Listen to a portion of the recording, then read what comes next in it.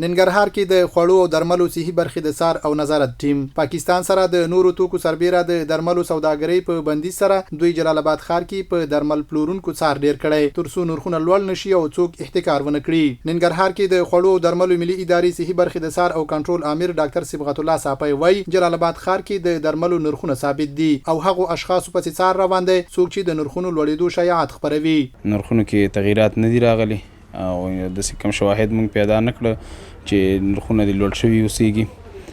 بیا هم ولسته انشاءالله ډاډ او اطمینان ورکوو که څوک مونږ په دې باندې ګیر کړي چې درمل د خپل نرخ نه لوړ خرڅ کړي دي یا درملو احتکار کوي او د نرخ ته سوالتي نو ځای به مهرلا کېږي او شخص به عدلي او قضایي ارګانونو ته معرفي کېږي. جلالاباد ښار کې د درمل پلورونکو اتحادیې دارالانشا رئیس نجیب الله صاحبزاده هیوادوالو ته ډاډ ورکوي چې په کافي اندازه درمل لري او په خبرهای د پاکستان پر ځای اوس له نورو هیوادونو درمل راوړي. خو کافي تعداد باندې الحمدلله په ګدامونو کې زموږ سره دوا موجوده ده او ان شاء الله هیڅوک دې ویره نه کوي چې ګویا احتکار موجود دی یا به جنس ګران شي. الحمدلله نه یوازې د پاکستاني دواګانو بلکې زموږ داخلي تولید الحمدلله ډېر لوی فابریکې شته او خو په کافي اندازه باندې تولید کوي.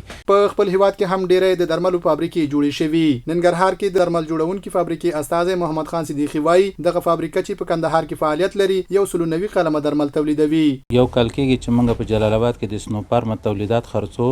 سنوپارما یو په معیار برابر کم نه ده په افغانستان کې تولیدات لري تقریبا 190 قلمه لرو. په دې کې پرسټامولونه شته، انټي شته، انالجیزیک شته او په کافي اندازه یې لرو. په ټوله کې له پاکستان سره د نور تجارت ترڅنګ د درملو سوداګرۍ بندیدل به هیوادوالو ته دا فرصت برابر کړي چې په کور دننه د درملو تولید ډیر کړي.